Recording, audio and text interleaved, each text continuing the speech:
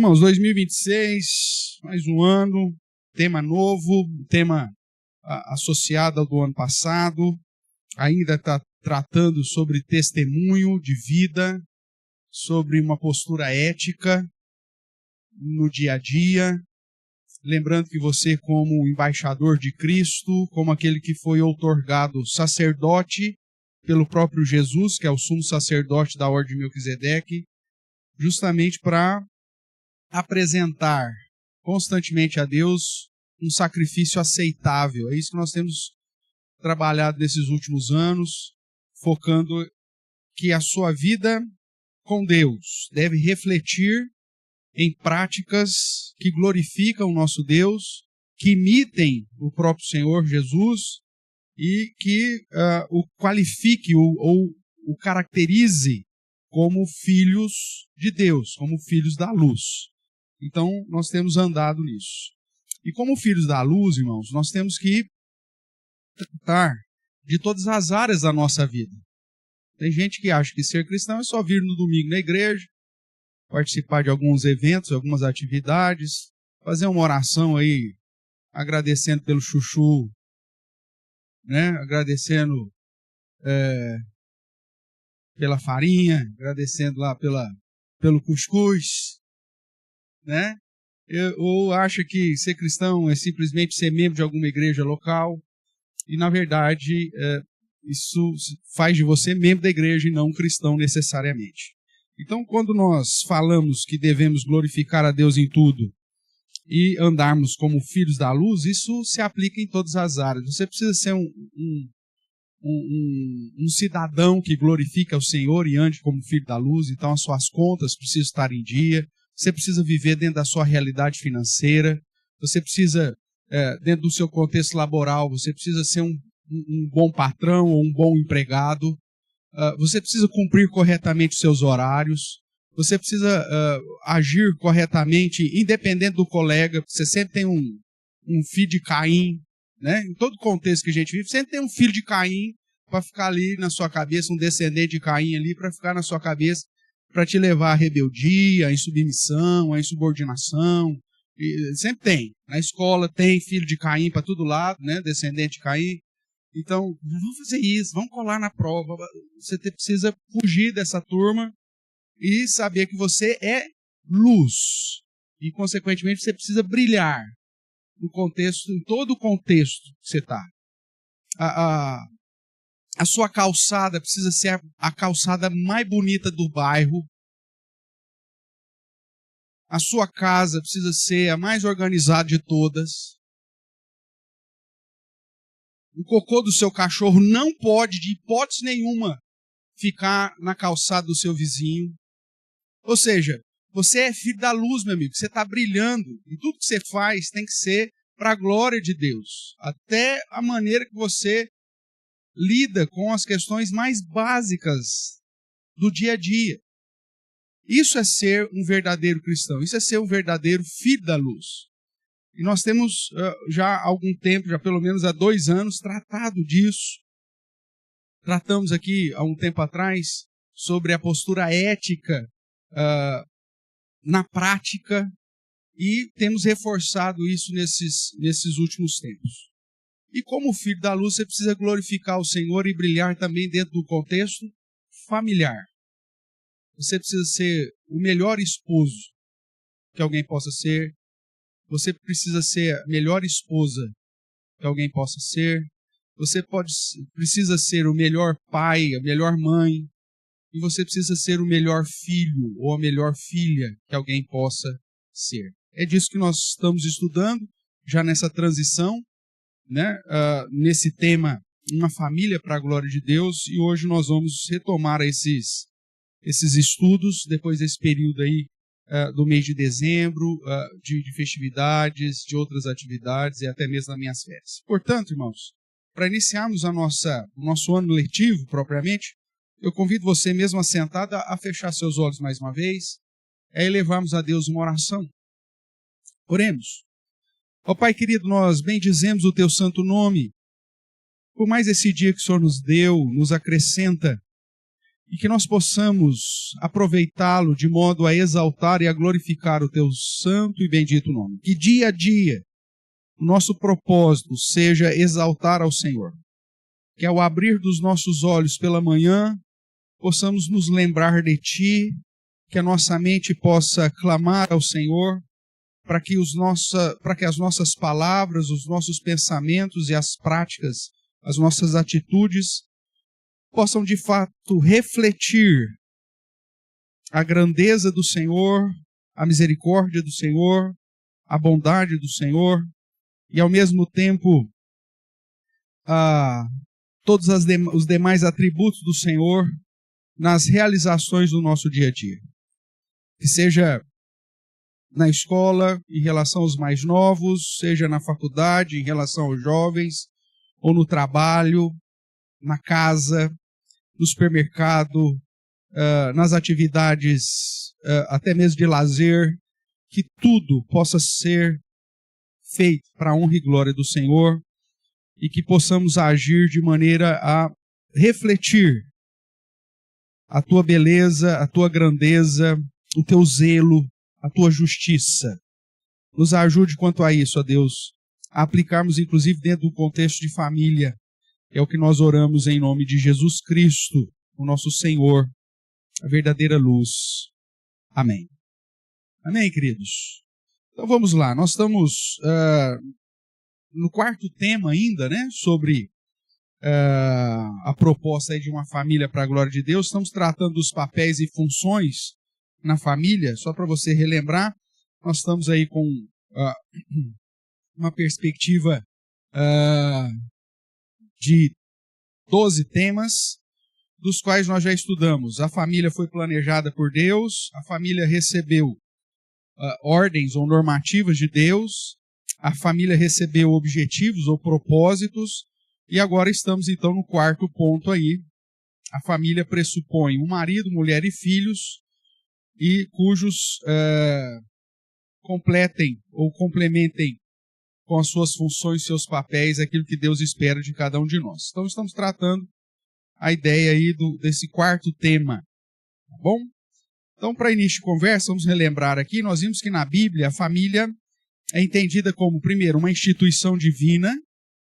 É Deus quem olha para a criação e diz, não é bom que o homem esteja só, far-lhe-ei uma auxiliadora que lhe seja idônea, e portanto ele planeja isso. Essa família foi criada por Deus para ser a base da sociedade. Desde o início, né, o primeiro mandamento que você encontra nas Escrituras é justamente do mandato social, do crescer e multiplicar, do encher a terra, e isso passa por esse planejamento de família, e essa família precisa ser um lugar onde os valores e a cosmovisão, não apenas teísta, mas a cosmovisão cristã, são transmitidos de pais para filhos. Nós vemos isso desde o primeiro casal, Adão e Eva, mesmo depois da queda. Nós vamos ver isso no capítulo 4. Eles apresentam aos seus filhos a responsabilidade de, no determinado tempo, vir à presença do Senhor e apresentar uma oferta ao nosso Deus. Então, mesmo depois da queda, os primeiros pais passam aos seus filhos essa importância do tempo específico, que naquela época era diferente, obviamente, mas num tempo específico de vir apresentar a Deus uma oferta agradável ao Senhor. É lógico que o capítulo 4 vai enfatizar a relação de Caim e Abel, mas o texto sagrado nos explica que Adão e Eva tiveram vários filhos e várias filhas, e essa ideia de ensinar os filhos no final de determinado tempo, apresentar ao Senhor uma oferta, demonstra a responsabilidade dos pais em passar os valores, as crenças e a visão correta para os filhos. Nós vimos também, estudamos que a família é um lugar de ensino, de treinamento, ou seja, de um ensino intencional. Não é simplesmente pôr filho no mundo, né? Aquele ditado popular, né? Aquele ditado sertanejo, Deus deu, Deus, isso aí não existe na cosmovisão cristã. Deus deu para você criar, para você inculcar, para você educar, para você treinar, para você conduzir, para você caminhar junto, para você, inclusive, aparar posturas que precisam ser aparadas, corrigir, disciplinar e, se for o caso, aplicar, inclusive, justa punição sobre os seus filhos. Então, essa ideia está no nosso, talvez no nosso conhecimento geral, né? Deus cria, está muito aquém daquilo que a palavra de Deus nos ensina a respeito da responsabilidade da família. Outra questão também que é importante dizer é que antigamente era muito comum as pessoas tratarem de educação de filhos como se fosse simplesmente o fato de você dar uma certa educação, né? Era muito comum você encontrar as pessoas dizendo assim, meus filhos já estão tudo criados, viu, pastor? Fizeram o primeiro ano da primeira série, já sabe ler e escrever, fazer 1 mais 1 e tirar 2 de 1, já está tudo formado. Não, a formação do seu filho só termina quando você morre.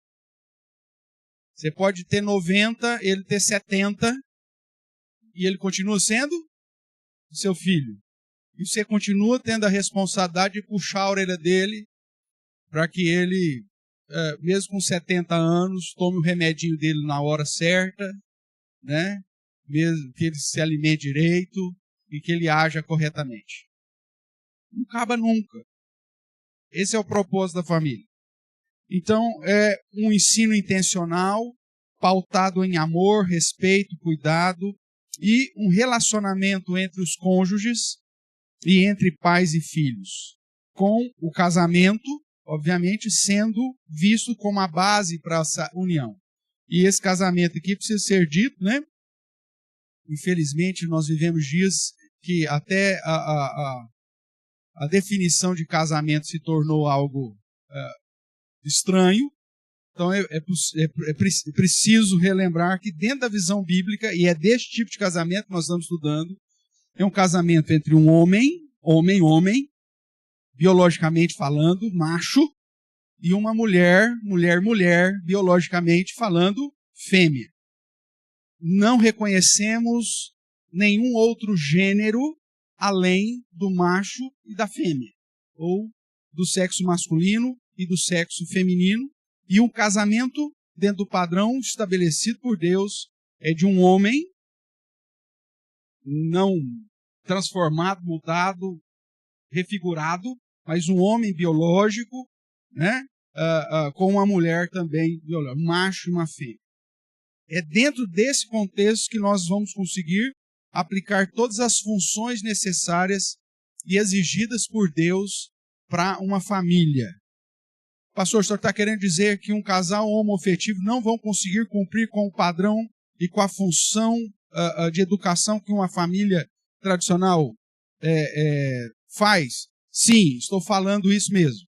Porque mesmo que o João casa com José, e que o João é mais feminino do que uma Maria Madalena da vida, ele não vai conseguir suprir os seus filhos adotados, porque eles não conseguem procriar, de uma maneira que uma mãe biológica, com todas as características psicológicas, emocionais, hormonais, tem condição de aplicar e de suprir os seus filhos.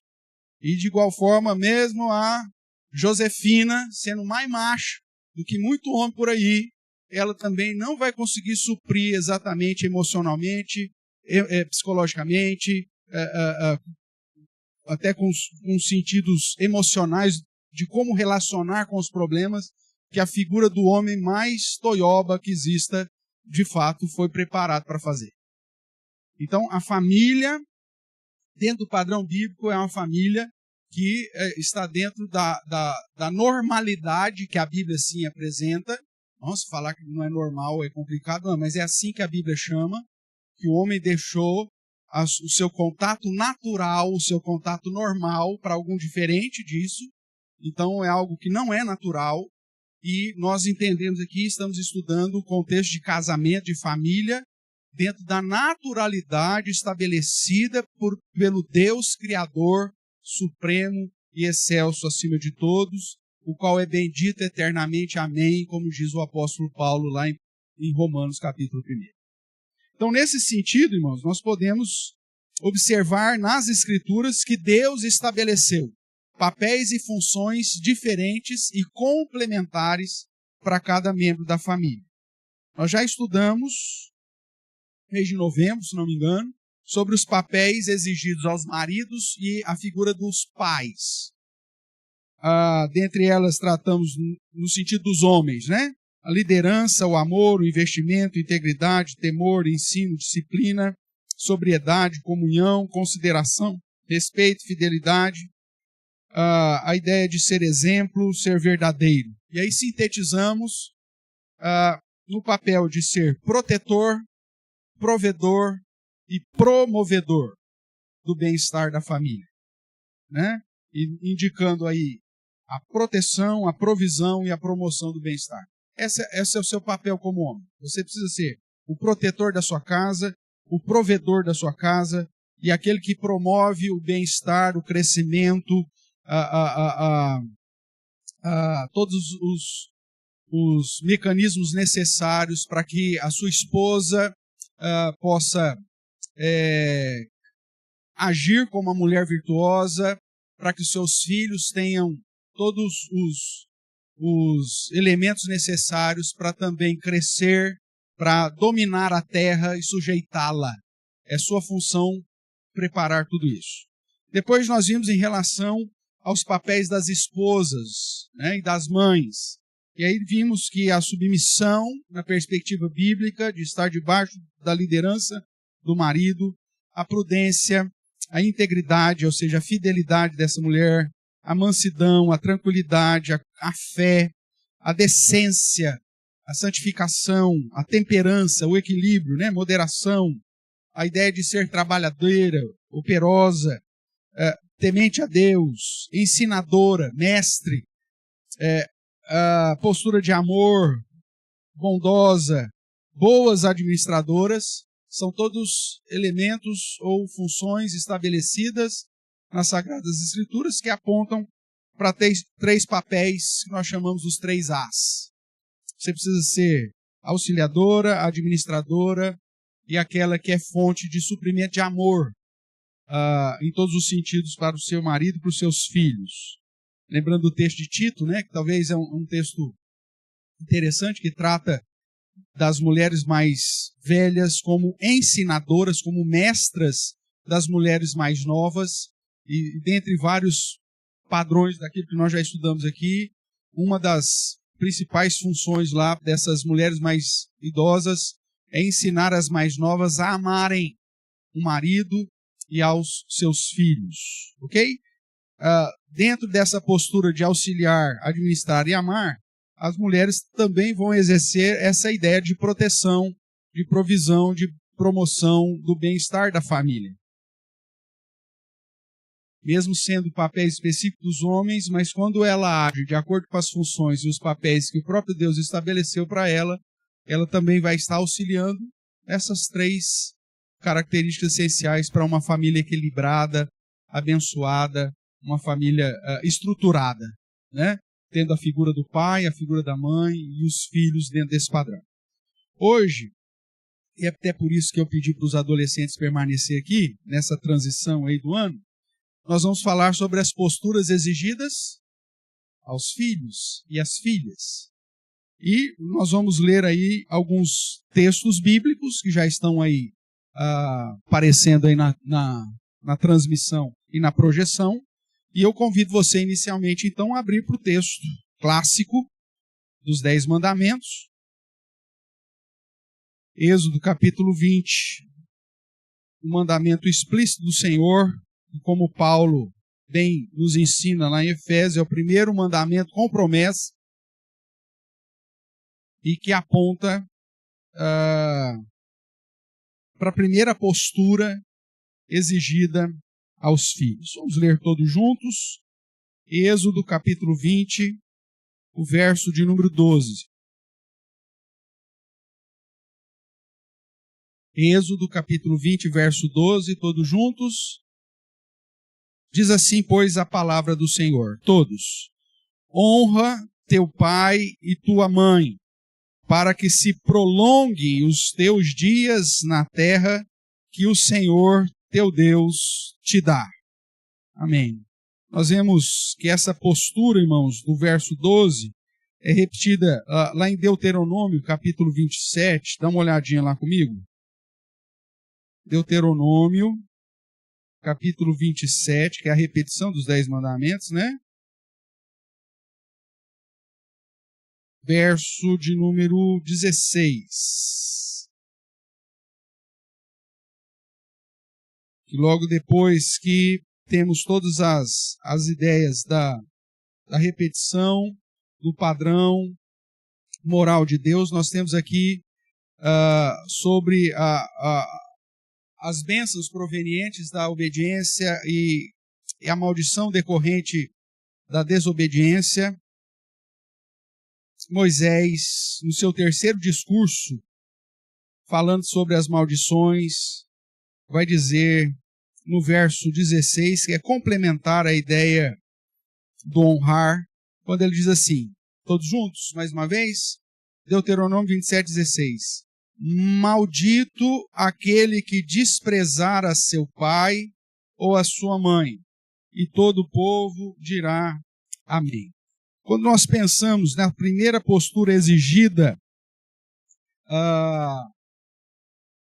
aos filhos, manifestada aí no mandamento, no quinto mandamento, que é honrar pai e mãe, nós vemos a expressão honrar aqui no verso 12, honra teu pai e tua mãe. Essa expressão é uma expressão interessante no hebraico, porque ela aponta para a seguinte situação: dê o peso compatível. Parece um negócio meio estranho, né? É a ideia de você dar a importância compatível, você considerar o peso, você considerar a importância, considerar a relevância. Então, honrar pai e mãe não é simplesmente você ser uma ovelhinha quando está pertinho do pai e da mãe e ser um demônio da Tasmânia quando seus pais não estão perto. Porque o honrar não é simplesmente uma postura de medo, né, quando você está na presença dos seus pais, mas é no sentido de dar o devido peso a eles, independente do lugar que você está.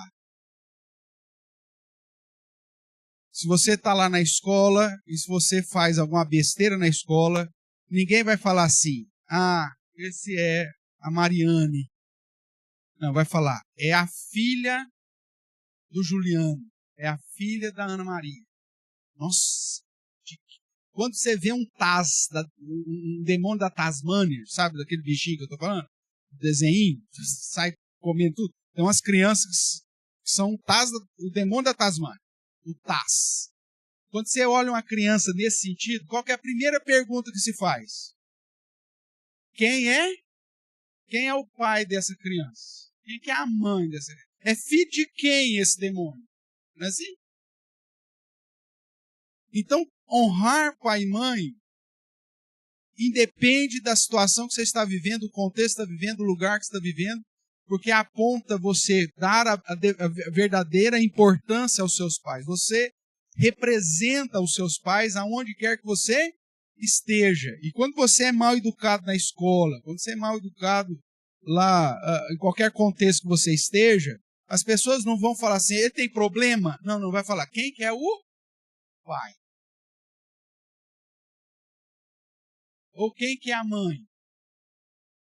Nossa, mas esse pai, essa mãe não ensinaram essa criança morde o pai, essa criança sobe na cabeça da mãe, puxa o vestido da mãe. Eles não vão falar, nossa, que criança terrível. Vai falar, que pai banana. Que mãe despreparada. Olhando lá para a função do pai e da mãe, a sua função é tirar a estultícia do seu filho. O padrão bíblico, a sua criança não nasce anjo. A Bíblia diz que todos nós nascemos em pecado. E é papel do pai e da mãe, debaixo da instrução, do direcionamento, dentro daqueles padrão de amor, de responsabilidade e tal, tirar a estultícia da criança. Porque ele é estulto de nascença. Ele nasce já com todo o HD preparado para ser um TAS. E você tem que fazer dessa criança, dentro dos princípios que a palavra de Deus te ensina, fazer dela alguém que saiba se comportar. Hoje, irmãos, nós vivemos uma geração que os pais, né, estão mais preocupados, como diz aí por aí, né, dar um laudo para o filho. Ele tem TOD. Meu filho tem TOD, que é o transtorno opositor, o quê? Desafiador. Seu filho não tem TOD, meu filho. Seu filho tem PECADO. Tem pecado. E falta um pulso firme. Falta um elemento que transmita a autoridade. Que olhe nos olhos do TAS e diz para ele, quem manda aqui sou eu. O galo desse galinheiro sou eu. Você não vai se portar mais assim. Você não vai tratar a sua mãe desse jeito. Você não vai tratar os seus amiguinhos ou seu irmão dessa forma. Por mais doloroso que isso seja, irmãos. As crianças assumem o papel de liderança dentro de casa porque o líder é um banana. Porque aonde há um líder forte, ninguém assume o controle. Se você tem um lugar onde o líder exerce a sua autoridade com fidelidade e liga o vozeirão, né, como diz o desenho lá do galinho, né? Liga o vozeirão, você põe as coisas em ordem. O que está acontecendo aqui? O bicho até treme. Você precisa ser essa voz de comando dentro da sua casa, para ensinar os seus filhos a honrá-lo. Porque se você for, o que está acontecendo? Se você fala fino, vai ter problema.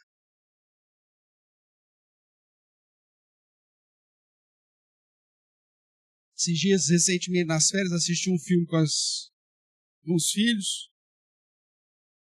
E uma das frases do filme ficou na minha cabeça.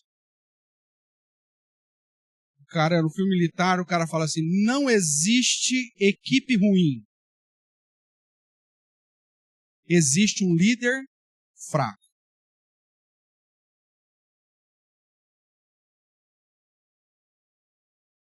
Não existe equipe ruim. O que existe é um líder fraco. Porque se o líder for bom, ele consegue tirar o melhor de cada parte da equipe. Mesmo que a equipe for aquém comparada a outra equipe, aquele líder vai fazer daquela equipe medíocre a melhor que ela pode de fato ser. E na família a mesma coisa. Não existe família ruim. O problema é o líder.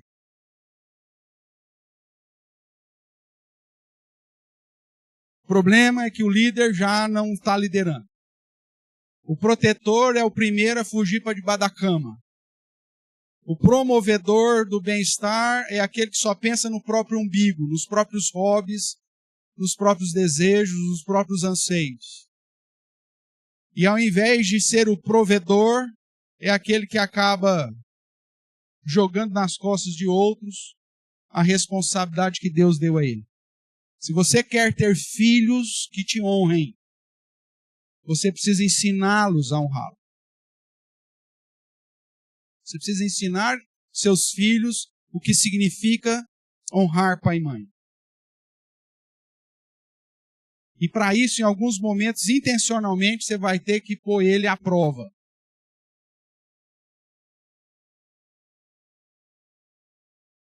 Em alguns momentos, você como pai, como mãe, vai ter que estabelecer situações para ver quem de fato seu filho é. E é por isso, irmãos, que nós estamos numa luta ferrenha com a cultura dos nossos dias.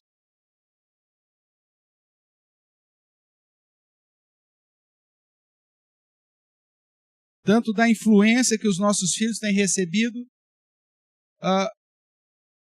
em todos os âmbitos.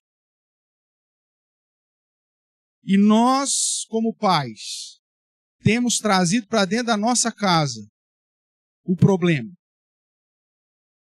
Quando terceirizamos o treinamento dos nossos filhos para as telas.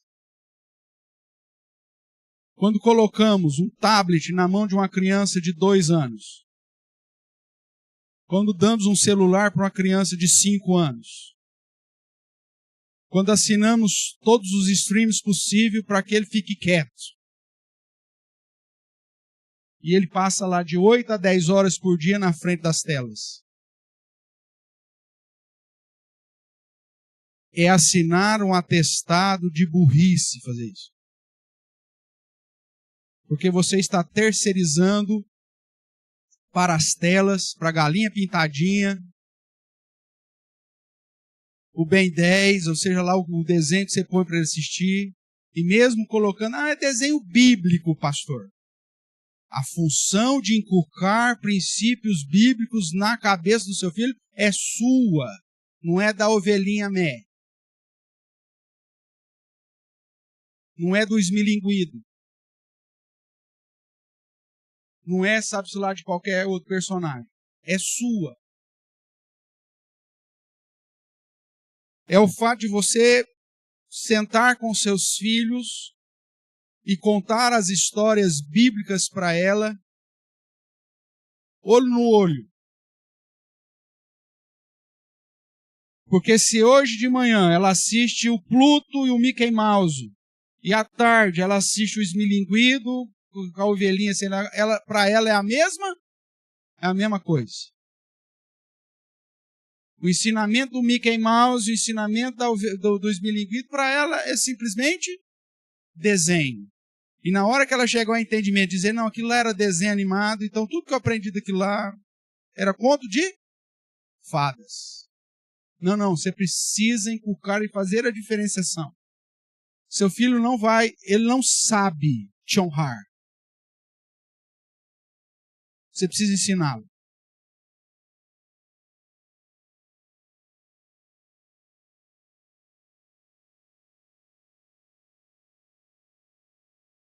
Eu já contei essa história para vocês quando eu era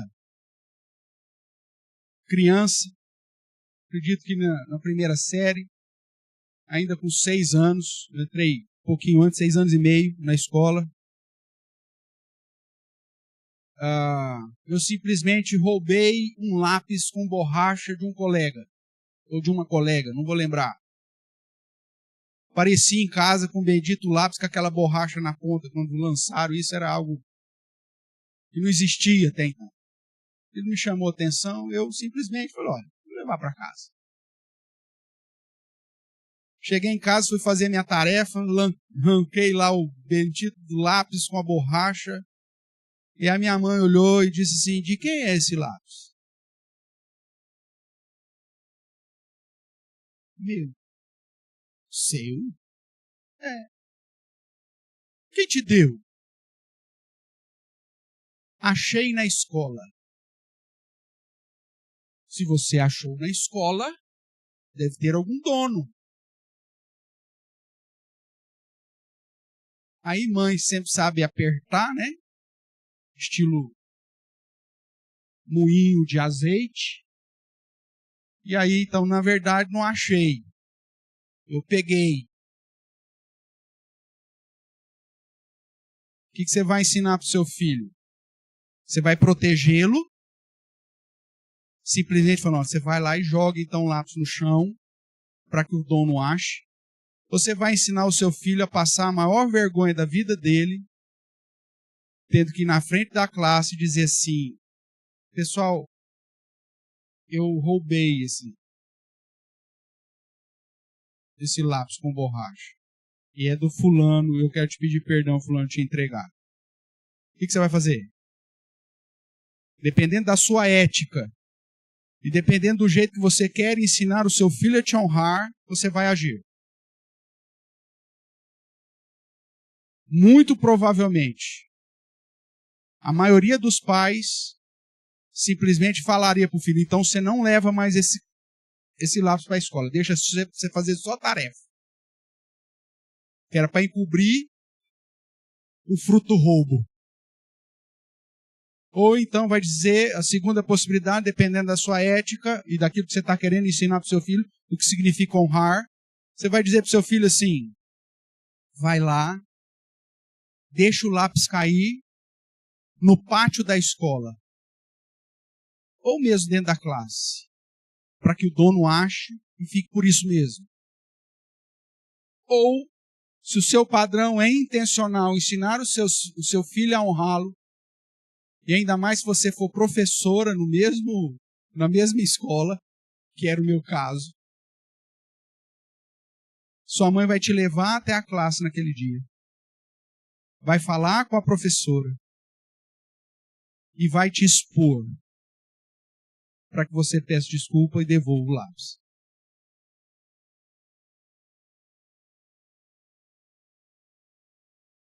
Hoje, os psicólogos da vida vai te dizer, você não faça um negócio desse. Você vai criar um trauma no TAS. Ok? Só que a Bíblia, irmãos, que é poderosa, que restaura a alma, que é um instrumento para você tirar a estultícia dos seus filhos e ensiná-los ao que é honra, vai te conduzir num caminho completamente diferente. Você vai ensinar para o seu filho o que é honra quando você for. Hoje é mais difícil isso acontecer, né? Porque todo mundo só paga em débito, Pix, coisa assim. Mas quando você for, e às vezes intencionalmente é bom você fazer isso, quando você for na padaria ou no supermercado e a moça te devolver troco a mais. Você chega no carro e a moça deu dinheiro a mais. O que nós vamos fazer? Chupar um sorvete, porque nós ganhamos um troco a mais? Ou nós vamos lá devolver para a moça? Certamente a criança vai falar, vamos chupar um sorvete. Você fala, mas não é assim que se faz. Vamos lá devolver. E você leva o TAS junto. E dependendo da idade dele, você inclusive deixa ele fazer a troca. Fala para a moça o que aconteceu.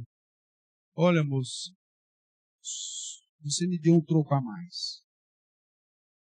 Estou devolvendo. Isso é ensinar o que é honra.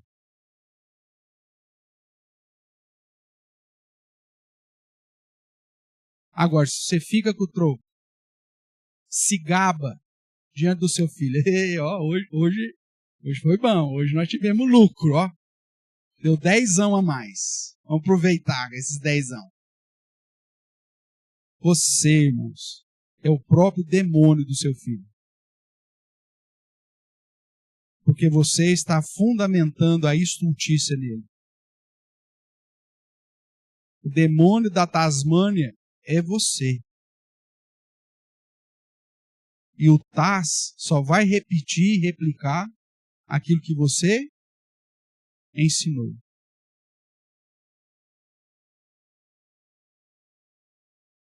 Andar como filho da luz é nos pequenos detalhes.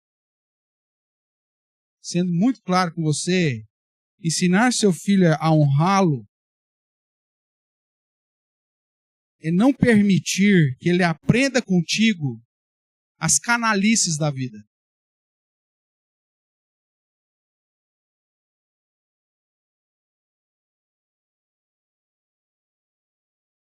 E muito pelo contrário, que você confronte tais canalices. Para que ela aprenda, sua criança aprenda o que de fato é honra.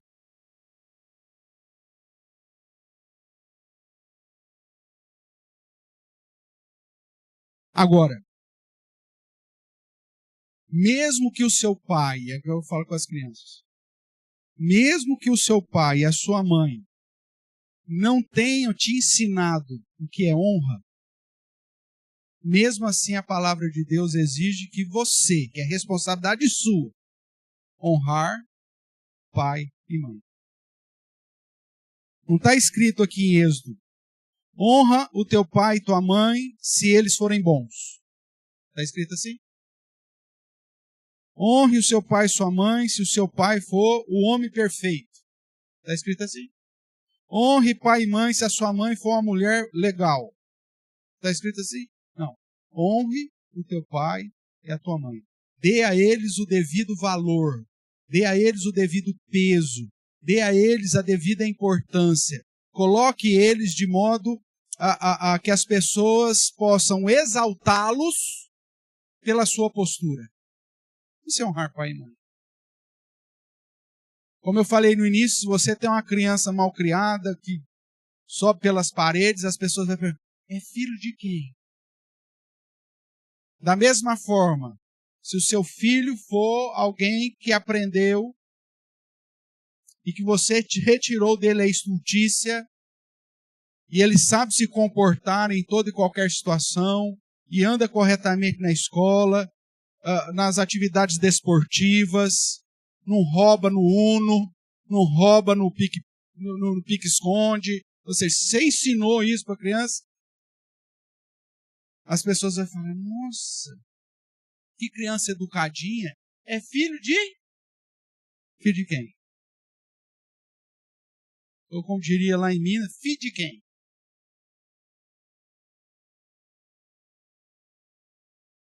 Esse é um modo de honrar pai e mãe. Quando você age corretamente e as pessoas perguntam, é filho de quem? Ou melhor, chegam para você e falam assim, pai, parabéns pelo seu filho. Parabéns pela sua filha. Isso é dar o devido valor, é honrar.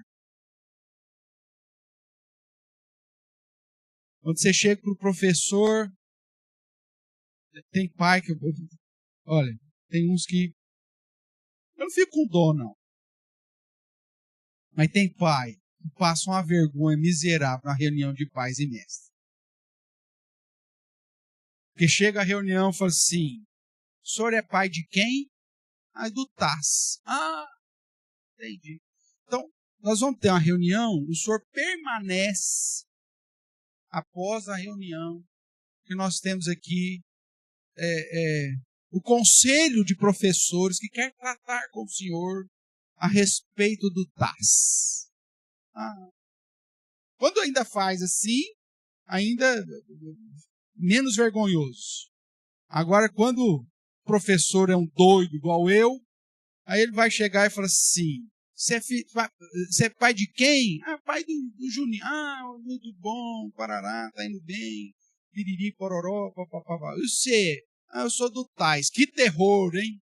Que demônio, hein? O que está acontecendo lá na sua casa, pai? O que está acontecendo na sua casa, mãe? Esse menino é terrível. Ele morde os coleguinhas. Ele quebra os brinquedos da escola. Esse dia quase matou um. O que está acontecendo, pai? Imagina a vergonha. Aí é mais fácil para esses pais, muito de serviço, falar assim, não, que ele tem um laudo. O psicólogo dele diz que ele tem um laudo. Ele tem TOD, que é a bola da vez. Ele é só mal criado. E a culpa é do pai. Cuidado, irmãos. A Bíblia chama atenção para os filhos que eles devem honrar. Mas isso não exclui a responsabilidade dos pais em ensiná-los a honrar. Dentro dessa mesma ideia, irmãos, outra postura exigida aos filhos, além de honrar os pais, de dar o devido peso, de dar o devido valor, a devida importância, esse mesmo texto nos aponta para a ideia de ter consideração. Isso é honrar. Eu sempre cito aqui uma história daquele corredor, se não me engano, corredor espanhol, que numa das maratonas estava em segundo lugar. Se você pesquisar na internet, você vai achar nome, eu não gravo nome, mas você vai achar isso fácil. E ele correndo, se não me engano, até o Cortella, numa das palestras dele que é conhecida, ele cita essa mesma história. E esse corredor espanhol estava lá correndo, ele era o segundo lugar. E por uma falha na sinalização da maratona, o primeiro lugar entra num desvio errado. E ele ia perder a maratona, porque ele errou. Mas o segundo lugar vai lá e chama o cara, quase pega o cara pelo cangote e traz ele de volta para a pista, como chama? Para o trajeto da maratona correta, e chegam os dois praticamente juntos na linha de chegada, e o cara deixa o outro passar na frente. Porque é ele que ia ganhar, ele que estava à frente. E aí um repórter depois pergunta para o cara, fala assim, por que você fez isso? Você podia ter ganhado. Por que você deixou que esse miserável ganhasse? Um estrangeiro ganhar a corrida nossa aqui? Ele falou assim, não, mas ele estava na frente. Mas ele errou, você podia ter passado.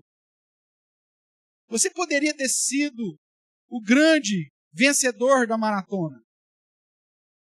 E aí o cara falou assim, mas o que eu ia falar para minha mãe? O que eu ia falar para minha mãe? Como que eu ia chegar em casa e falar assim, mãe, ganhei? E ela falou assim, eu assisti, eu vi como você ganhou. Você se aproveitou de uma falha da sinalização da maratona para tomar o lugar do cara lá. Eu vi como você ganhou. O atleta adulto já chega, o que eu vou falar para minha mãe? Isso é ensinar a ter honra e a dar honra. Mesmo que você não esteja lá. É ensinar para os seus filhos que o sucesso só é importante se todo o meio foi honesto. Só que a maioria das pessoas tem ensinado aos filhos que os fins justificam os meios. Isso não é cristianismo, irmãos. Isso é oposição ao cristianismo. Ou todo o processo é eticamente, moralmente, corretamente, honesto, ou o sucesso não vale nada.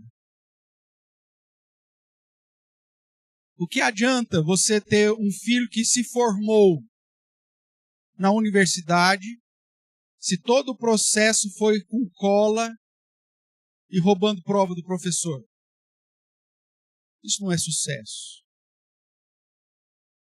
Isso é ludibriação, isso é engano, isso é mentira. Isso é vergonha.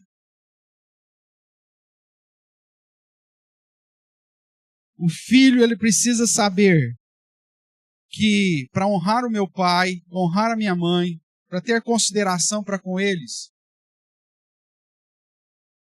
é que aquilo que eu vou fazer, se eu contar lá em casa, se isso vai envergonhar ou se vai orgulhar o meu pai. O que eu vou contar para minha mãe? Que eu ganhei puxando o tapete do outro. Que eu ganhei não jogando conforme as regras. O que eu vou contar para o meu pai? O que eu vou contar para minha mãe? Essa é a pergunta que você tem que fazer. Se meu pai ficar sabendo o que eu estou fazendo agora, ele vai se orgulhar ou vai se envergonhar? Porque pode ser o pai mais tranqueira do mundo. Se você fizer besteira e isso vier à tona, ele vai falar assim, que vergonha. Você pode até olhar para ele e falar assim, mas eu aprendi contigo. Ele vai falar, que vergonha.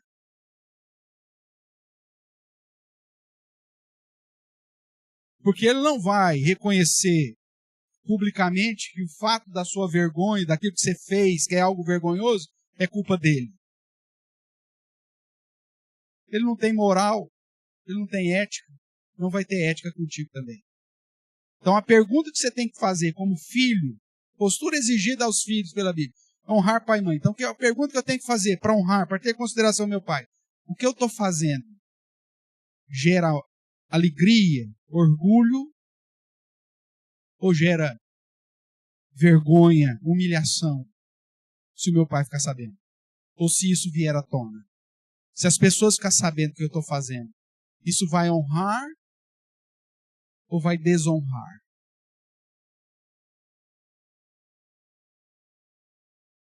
O que eu vou contar para minha mãe? Você tem que perguntar para você. Se me descobrirem, o que eu vou contar para minha mãe? Deve ser a pergunta na cabecinha de toda adolescente, toda criança que de fato quer honrar pai e mãe. Se a resposta for, nossa, se minha mãe ficar sabendo disso, vai ser uma vergonha, então você já sabe a resposta. Se você tem que continuar fazendo aquilo ou não.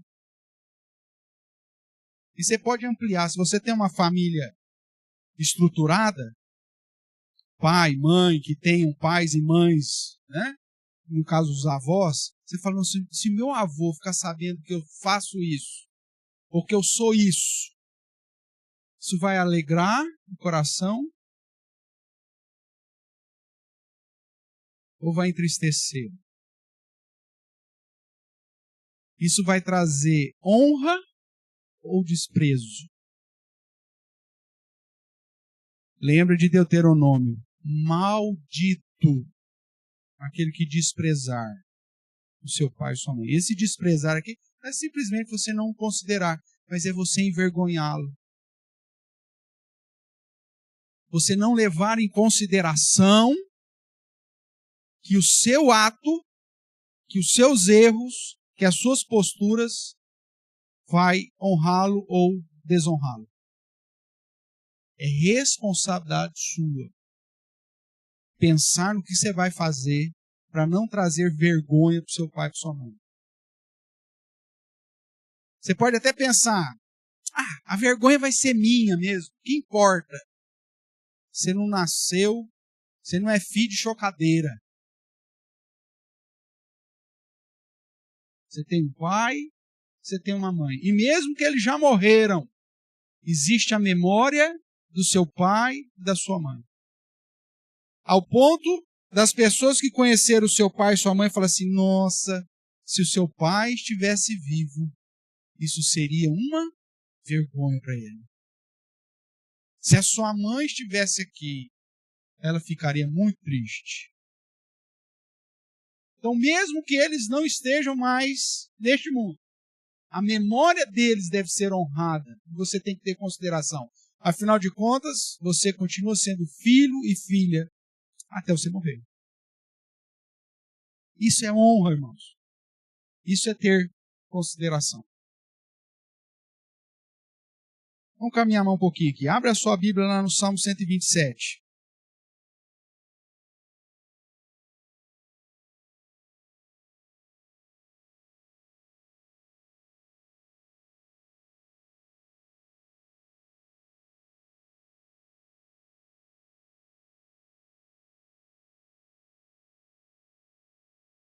Salmo 127, a partir do verso 3.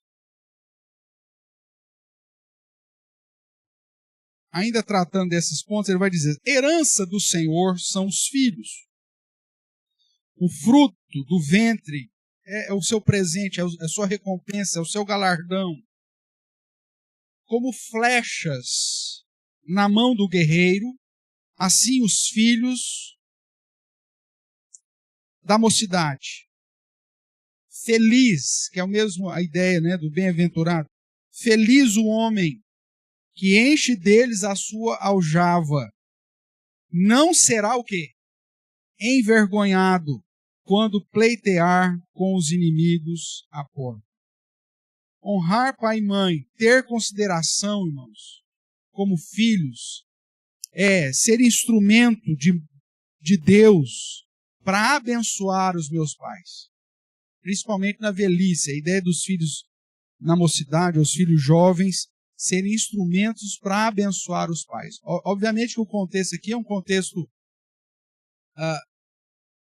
rural, né, de trabalhos nas tribos, né, trabalhos árduos. Nós estamos falando aqui de um cântico de Salomão.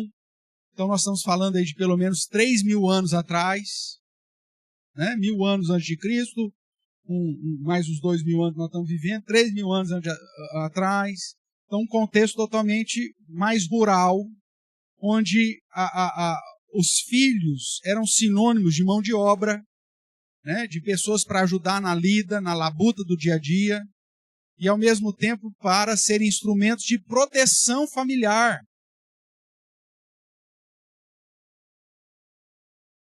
Ao ponto de quando os inimigos vierem pleitear com a família, os filhos estão ali para sustentar aquela família. Isso é honrar. Isso é ter consideração. Hoje, graças a Deus, nós vivemos um momento histórico onde geralmente as famílias acabam tendo algum tipo de suprimento, né? Por conta da aposentadoria, por conta de uma série de situações que não tinha na época, obviamente. Então, hoje, não necessariamente os nossos pais, quando chegam na velhice, precisam desse amparo dos filhos. Muito pelo contrário. Né? Hoje você consegue viver um contexto diferente. Os pais, mesmo ainda idosos, pela questão de manutenção financeira que eles conseguiram durante a sua história de vida, eles suprem de uma maneira tranquila a própria velhice deles e em muitos momentos até socorrem ou auxiliam, ajudam os filhos no momento que os filhos ainda estão organizando a sua própria vida. Mas nesse contexto não era assim. Não tinha, o pior que seja, né, o nosso INSS, por mais que tenhamos os nossos carecas do INSS, por mais que nós tenhamos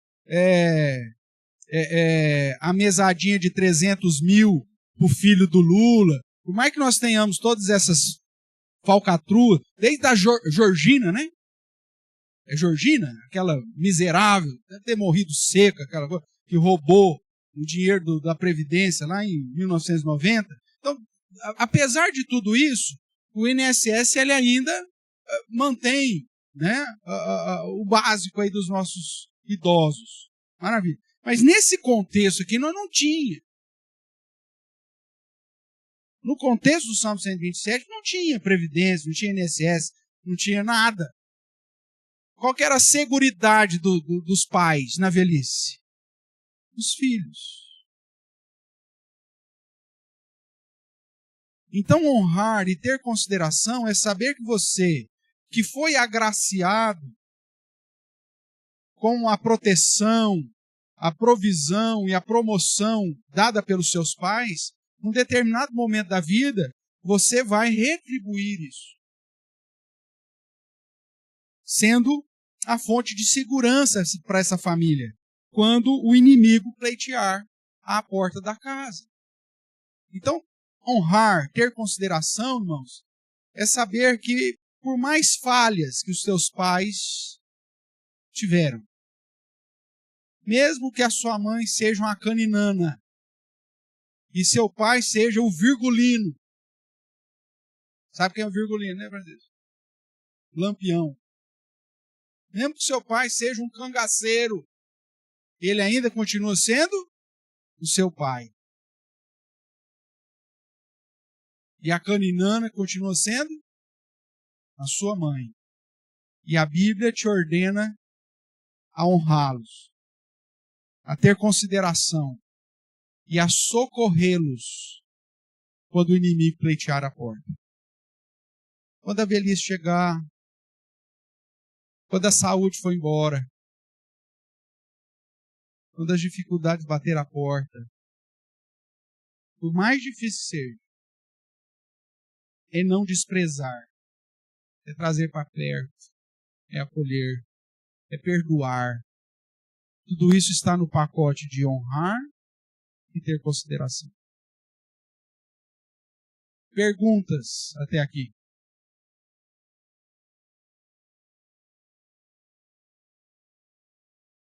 Rolando.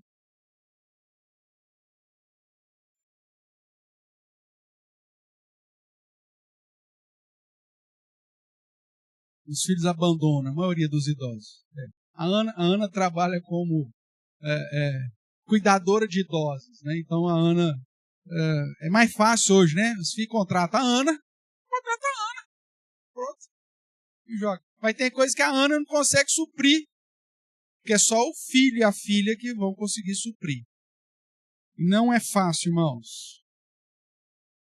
Isso é característica de uma geração que aprendeu a não honrar os seus pais e a sua mãe.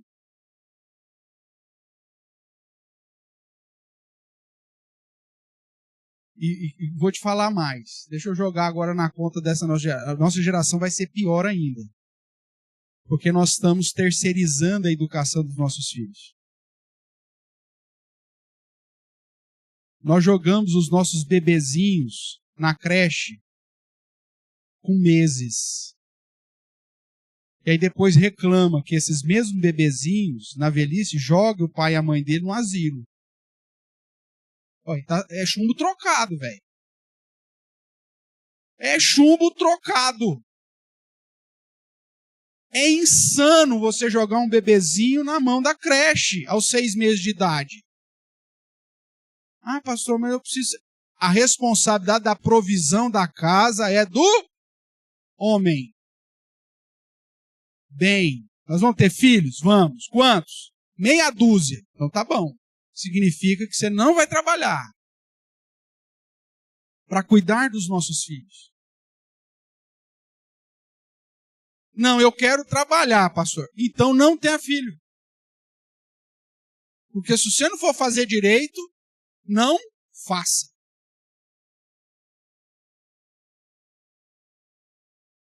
Eu estou falando 6 meses, a criança de 6 meses já é veterana na creche. Porque tem umas que a mãe mal saiu dos resguardos, já está matriculada.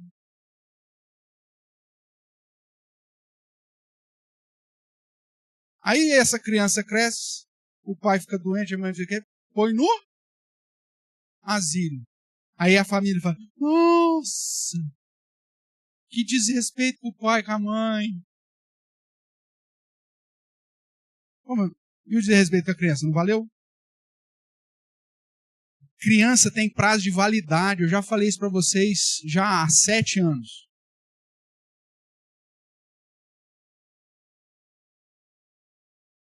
Passou, irmãos, essa fase de 12 aninhos, já era. A partir da classe aqui dos adolescentes, a tendência é eles cada vez mais se distanciar da figura paterna e materna. E se você não foi presente na vida da infância, você não será presente na vida da adolescência. Mesmo que você tente, não tem mais como.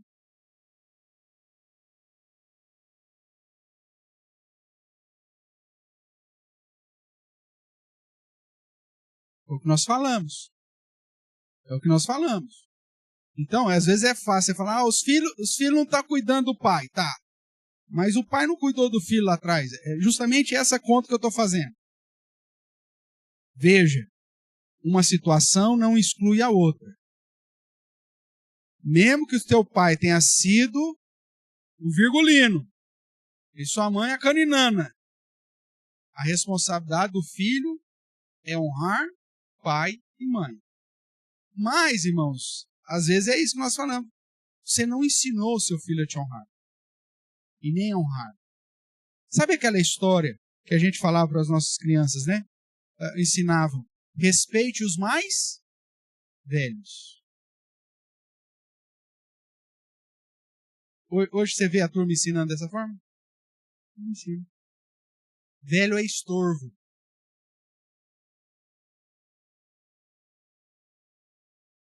Você chega para os seus filhos e fala assim, você ligou para o seu avô essa semana? Você ligou para a sua avó essa semana? Você tem falado com o seu avô? Você tem falado com a sua avó? Aconteceu uma situação nessas férias, né? Que é interessante.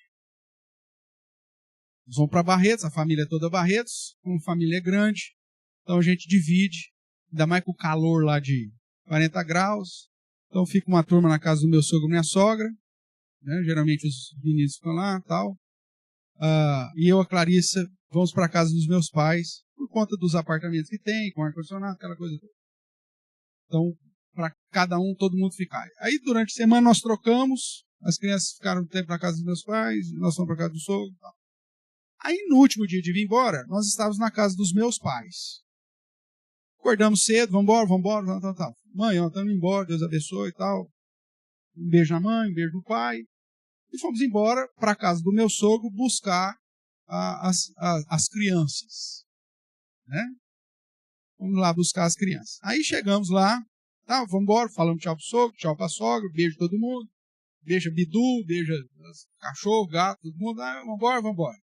Aí, a Duda falou, nós não vamos na casa da avó, Marisa? As crianças, né? Mas nós não vamos lá falar tchau pro vô Rubens e pra avó Marisa? Na minha cabeça prática, irmão, eu falei, eu já falei tchau. E outra, no final de semana que vem, eles vão estar em casa. E aí o pessoal falou, não, vamos passar lá. Aí, passei lá. Eles desceram, foram falar tchau pro vô, foram falar tchau pra avó, deram um beijo no vô, um abraço, aquela coisa tal. Você acha que os avós ficaram tristes ou felizes? Você acha que eles se sentiram honrados ou desonrados? E detalhe, fui eu que fiz isso com meus filhos? Não, para mim eu já ia embora. Partiu deles. Aprenderam a honrar mais do que eu.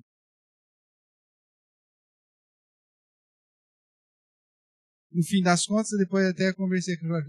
Era isso que a gente esperava deles mesmo.